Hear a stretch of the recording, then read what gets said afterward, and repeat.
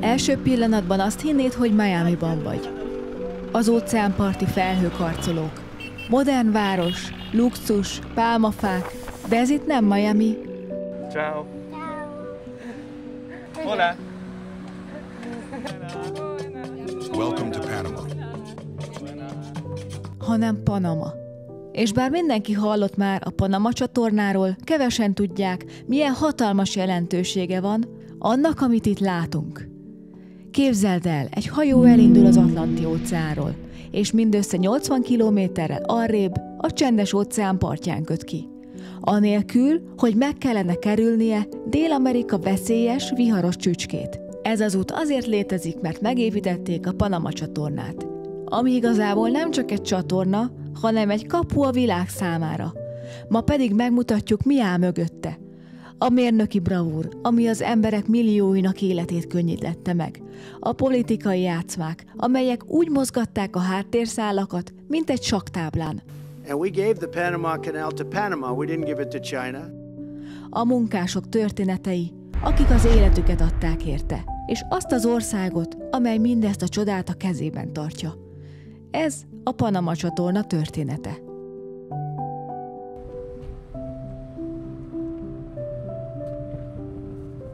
Megérkeztünk a csatornának a látogatóközpontjához, meg fogjuk nézni a zsilipet, ahol átengedik a nagy hajókat. $17 a belépő per fő, meg lehet venni előre is, meg itt a helyszínen. Thank you. Thank you. Thank you so much. Adiós. Szóval ti is úgy vagytok, mint mi, hogy azért úgy az időtök valamennyire véges, akkor csináljátok úgy, mint mi, hogy idejöttök, megkérdezitek, vagy megpróbáljátok online lecsekkolni, hogy éppen mikor, mettől meddig, melyik időintervallumban jönnek a hajók, és akkor meg tudjátok őket nézni. Nem lesz az, hogy idejöttök, és mint mondjuk mi, hogy idejöttünk korábban, és egy 3 órás időintervallumot itt kellett volna, hogy várjunk. Nézzétek, kaptunk egy ilyen kis poncsót, és akkor úgy lehet oda kimenni.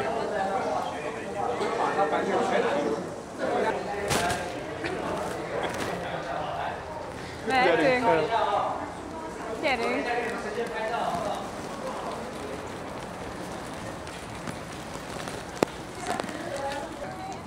Újra sikerült bejönni tető alá, de hát itt is ázunk ugyanúgy egyébként.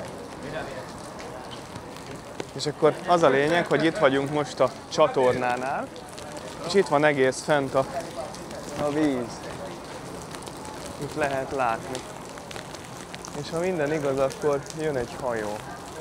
És akkor azt meg tudjuk nézni. Hol vannak? Onnan jobbról jön. Mindjárt. Innen hátulról. Ott. Van egy piros hajó ott hátul.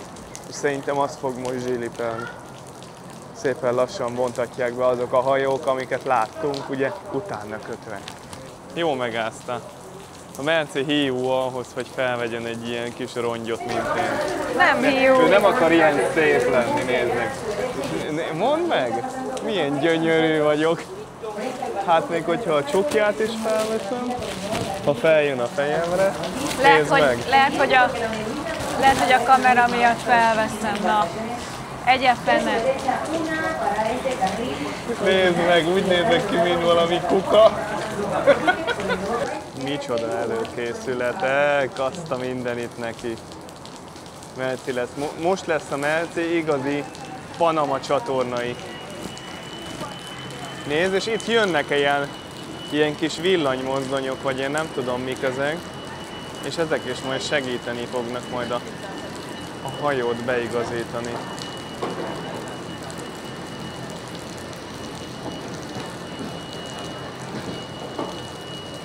Azért láttunk már zsilipelést, de nem ilyen komolyat, mint ez. Közben elkészült a mestermű. Azért nem engedjük, hogy a Merci így a fóliába elvonja a figyelmet arról a piros hajóról, ott ami jön, amihez most itt készülődnek ezek a mozdonyok. Szépen mindjárt beigazítják. és akkor megnézzük a zsilipelést. Sokan amúgy azt hiszik, hogy a zsilipet hatalmas vízszivattyúk működtetik, pedig az téves, mert egy gravitációs elven működik, hogy a víz a saját súlyánál fogva áramlik a kamrák között, nincs benne motor, sem szivattyú, és csak a fémszelepek és a föld fizikai törvényei mozgatják. 190 millió liter víz kell, hogy az egészet működésbe hozzák. A Gatun-tóból engedik le, természetes lejtéssel, és precízen kiszámolják, hogy 100 000 tonnás hajót is pontosan 8 perc alatt emel meg, 26 méterre.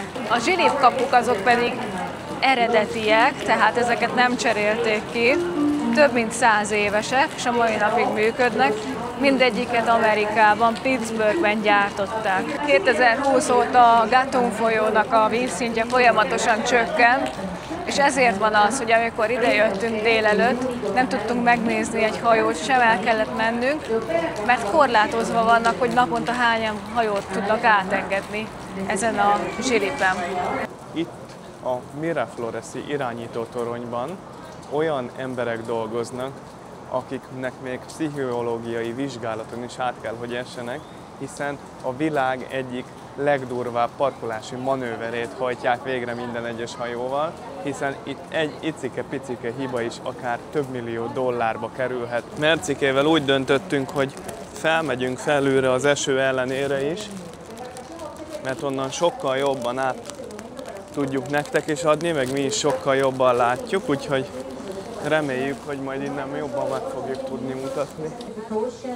És itt ezek a mozdonyok, vagy nem tudom, hogy minek nevezzük, nem lehet látni, de mindegyikhez hozzá van rögzítve egy kötél, vagy sodrony, és ezzel irányítják, hogy a hajók folyamatosan szépen egyenesen tudjon menni. Hogy ne csapodjon neki egyik oldalának se. Ott integetnek elől. Milyen jókedvűek. Nem csak itt az elejénél vannak ezek a mozdonyok, amik fékezik és irányítják, kordában tartják a hajót, hanem ott hátul is. És akkor az a lényeg, hogy van itt is 2 darab medence, és ott hátul is 2 darab medence, és azok fognak ezzel a vízzel majd megtelni. Hú, most jó megfeszítették, oda néz! Megállt a hátsó mozdony, próbálják feszíteni és visszafogni ezt a lassú mozgást, hogy megálljon. Jó meg van feszülve. És akkor most megnyitották a hajót, és mindjárt nyílik ki a zsilip, és kezdik el leengedni szépen a vizet. És elkezd a hajó lesüllyedni. Már el is kezdett csökkenni a vízszint. Lehet látni, hogy nagyon szépen süllyed lefele a hajó. A hajók normál esetben több mint 15 000 kilométert kerülnének meg a Dél-Amerika alján fekvő Hornfoknál. Ez hetekig tart, veszélyes, drága és tele van kockázattal.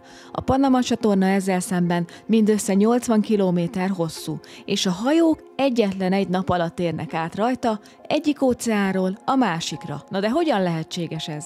A zsilipek úgy működnek, mintha hatalmas vízliftek lennének. Amikor egy hajó beáll a kamrába, a kapuk becsukódnak, és a vízszintet megemelik, vagy éppen süllyesztik. Így a hajó lassan emelkedik a magasabb Gatun-tó szintjére, majd a másik oldalon ugyanígy leengedik a tengerszintre. Az egész művelethez nem használnak szivattyúkat. A kulcs a víznyomás és a gravitáció. A kisebb hajók pár ezer dollárért kelnek át, egy nagy konténerszállítónak viszont akár 400-800 000 dollárba is kerülhet az átkelés. Ez elsőre soknak tűnik, de a több ezer kilométer extra út és az üzemanyag ára még ennél is többe kerülhet. Ezért van az, hogy a világ hajóinak nagy része inkább fizet és vár, csak hogy átjusson ezen a 80 kilométeres kapun. Panamai eső október végén aranyat ér. Nem jól esett az eső. Nincs vele semmi gond. Nézzük meg együtt, hogy mi van ideírva erre a táblára, milyen okosságokat fogunk megtudni. Ezen a táblán pedig lehet látni, ahogy szemléltetve van, hogy összesen 8 darab zsilip található itt a Panama csatornán, ugye nem csak egy, és ezzel küszöbölik ki a szintkülönbségeket a Csendes-óceán és a Karib-tenger között, és ahogy közben itt mennek el a kamionok, és viszik ezek a hatalmas konténereket, viszik el, elég nagy rovaj csapott itt az előbb. Szóval az a lényeg, hogy kiküszöbölik a szintkülönbségeket ugye ezekkel a zsilipekkel, és lehet itt a képen is látni, hogy ahogy így a csatornán, itt a kontinensen belül, ahogy végig haladnak a hajók, jóval magasabban haladnak, mint ahogy a Csendes-óceán és a Karib-tenger fekszik. És mi most itt vagyunk ennél a Pedro Miguel zsilipnél, és lehet látni, hogy mennyivel följebb helyezkedünk most el így a csatornával mellettünk, mint mondjuk a Csendes-óceán, ugye innen jöttünk lentről, és 1, 2, 3, 4 zsilip van eddig, és még ezen kívül van még egy, és akkor ott mennek fölül már a hajók, végig mennek itt ezen a lagúnán, ezen a csatornán, és aztán megint mennek lefele, folyamatosan végig zsilipelik itt az útvonalat, és mennek tovább a Karib-tenger irányába, és természetesen visszafelé is. Ezért is van az, hogy amit a Merci említett, hogy van egy időszak, amikor nem közlekednek hajók, mert ugye hát nyilván ez a csatorna ez azért annyira nem széles, főleg nem itt a zsilipek, tehát egyszerre csak egy hatalmas nagy ilyen uszály vagy konténert szállító hajó, vagy akár jakt fér be egy ilyen zsilipbe, és akkor megy fel vagy le attól függően, hogy melyik irányba tart.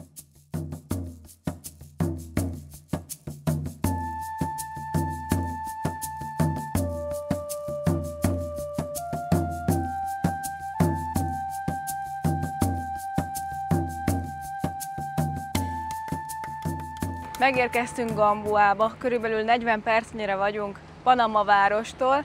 Innen is ki lehet látni, meg lehet nézni a hajókat. Ketté ágazódik a víz. Itt van mellettünk egyébként a dzsungel, és ez régén az 1900-as években a mérnökök meg a munkások lakhelye volt, ugyanis akik a csatornát építették, innen jártak be a munkába, úgymond. És most is jön egy óriási nagy hajó, amit mindenképpen fölveszek. Teljesen más így látni élőben, mint akár videón keresztül természetesen. A dzsungelt meg is lehet nézni, van itt egy nemzeti park, ami most sajnos zárva van, úgyhogy nem tudunk bemenni. Van egy madár megfigyelési központ, illetve be lehet fizetni magadat, hogy hajóval így egy kicsit körbe vigyenek, akörül a hajó körül, aki éppen át szeretne haladni a csatornán. És ha megfigyelitek, akkor a hajó mellett megy egy kísérő, hogy ne álljon keresztbe, ne menjen neki semminek, tehát ő igazából navigálja ezt a hatalmas nagy hajót. Itt pedig mellettünk halad a vasútisin, amit az 1850-es évek között kezdtek el építeni, még a csatorna előtt, hogy gyorsabban lehessen átkelni a két óceán között.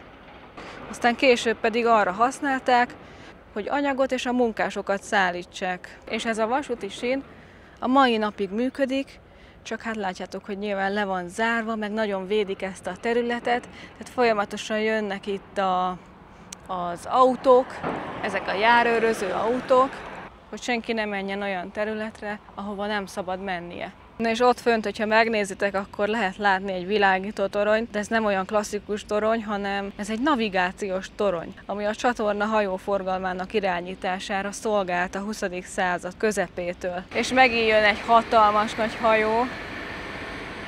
Mit szólsz hozzá, hogy itt vagy? Marha érdekes amúgy ezt látni, hogy így jönnek, és ezek közül mindegyik zsilipelni fog amúgy, szóval haladnak lefele, hogy a látogatóközpont fele. És hogyha nem tudtad volna, akkor ezt a Gamboát az amerikaiak építették. Minden ház egyforma volt, szögletes, hogy beleolvadjon a dzsungelbe. És a munkásoknak külön csináltak itt iskolát, klubokat, kocsmákat, fából készítették, és jó hangulata volt. de mára olyan szellemvárosként is funkcionál, úgyhogy már, hogyha itt tartunk, akkor nézzük meg ezt a kisvárost is, jó? Mit szólsz? Gyere, menjünk, akkor mutassuk meg a nézőknek is. És miközben végig autókázunk a házak között, beszéljünk a kezdetekről. A csatorna története jóval korábban kezdődött, mint hinnénk. Már az 1500-as években a spanyolok felismerték, hogy ez a keskeny földsáv lehet a világ legfontosabb kereskedelmi útvonala. De akkor még senki sem volt képes megépíteni. Először a franciák próbálkoztak a 19. században komolyan, ők építették meg a Szuezi csatornát, és úgy gondolták, Panamában is meg tudják ismételni ezt a csodát. A tervezésben részt vett egy magyar is, Türr István, aki a korszak egyik legkülönlegesebb katonája és mérnöke volt. Hiszen büszkének kell lennünk, hogy egy olyan kis országból mennyi okos és mennyi híres ember kerül ki, hiszen a nemzetnek a nagyságát nem az ország nagysága adja szerintem. De szerintem amúgy pont nem itt fogjuk megtalálni a magyar vonatkozását ennek a Panama csatornának, hanem máshol. Megtalálta a Türr nevét a 6-os táblán. Nézzük meg közelebbről is. A második sorban úgy van írva, hogy Generál Türr. A kutyafáját neki. Ugye Türr az még a francia próbálkozás előtt készített tanulmányokat, hogy lehetne megcsinálni ezt a Panama csatornát, és aztán be is segített nekik. Aztán ugye, ahogy Merci is ezt említette nektek, ők kudarcba fulladtak, és azért hozták létre itt ezt a kis emlékművet.